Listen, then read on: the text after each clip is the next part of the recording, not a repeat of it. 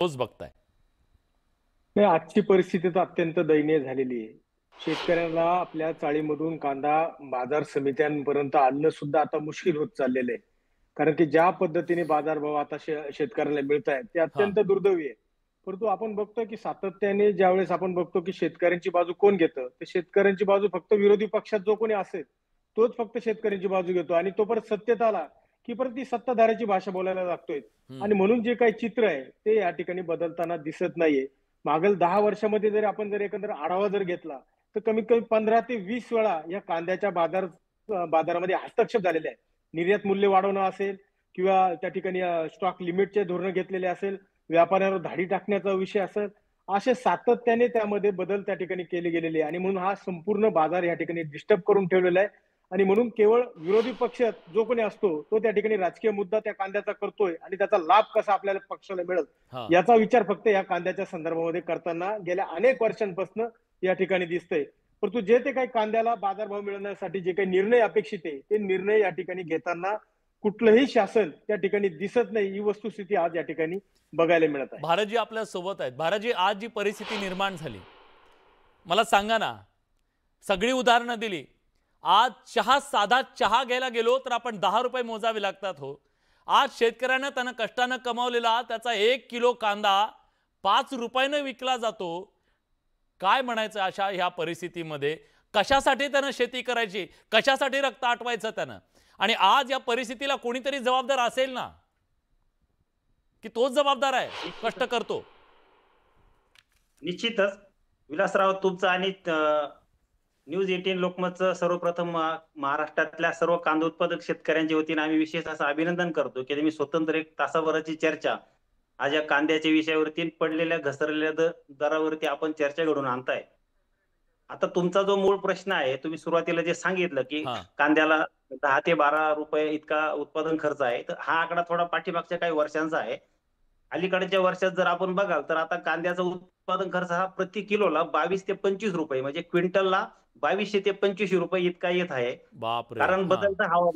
बदलतं हवामान, अतिवृष्टी, अवकाळी पाऊस, गारपीट अशा संकटावर मात करून जेव्हा हा कांदा पिकवायचा असतो, तर त्याचं एकूण लागवड केल्यानंतर राज्यात जेवढा काही कांदा पिकतो, मग त्याच्यातून त्या शेतकऱ्याला वैयक्तिकरित्या जो कांद्याचं काढणी केल्यानंतर जो कांदा त्याच्या हातात येतो, एकूण उत्पादन झालेला कांदा आणि त्याच्यातला झालेला खर्च याचा जर आपण बघितलं ताळमेळ, तर 2200 ते 2500 रुपये क्विंटलला खर्च आहे. हं. आता मूळ प्रश्न येतो की दर घसरणीला सातत्याने जे काही सरकारची धोरणं आपण बघत आलोय, मग हं. पक्ष कुठल्याही राजकीय पक्षाचं देशात केंद्रात सरकार जरी असलं, तरी वारंवार हेच अनुभव आले आहेत.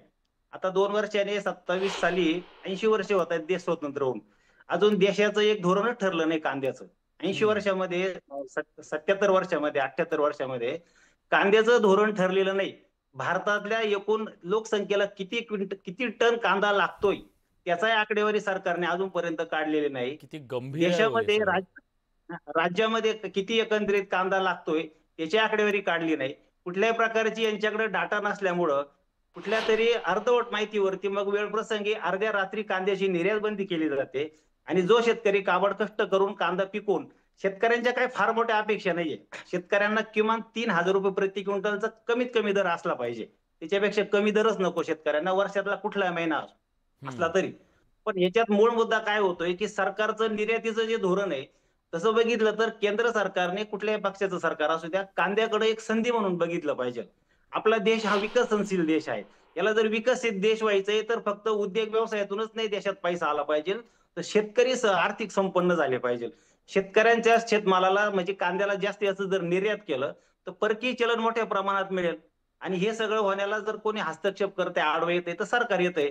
आता आपण इतर बघा, आपल्या पॅनलवरती जे काही आता राष्ट्रवादीचे खासदार आहेत, शरद पवार गट साहेबांचे, आपल्या निलेश लंके साहेब जे आहेत, त्याचबरोबर आता आपले पाशा पटेल साहेब जे आहे, कृषी मूल्य आयोगाचे अध्यक्ष, ते आता नुकतेच 2 महिन्यापूर्वी जी एक राज्य सरकारने जी कांद्याच्या धोरण समिती नियुक्त केली, त्याचे ते आता अध्यक्ष झाले आहेत. हो. सरकार पण यांचं सत्ता यांची, कमिट्या हेच तयार करणार, त्याच्यावर माणसं यांचे नेमणार आणि सगळं हेच करणार. आणि 2001 साली 2 साली जी अहवाल दिला होता राज्य सरकारच्या कमिटीने, त्याचं 22-23 वर्षात कुठलाही काही उपाययोजना झाल्या नाही, त्या कुठल्याही यांनी स्वीकारलं नाही.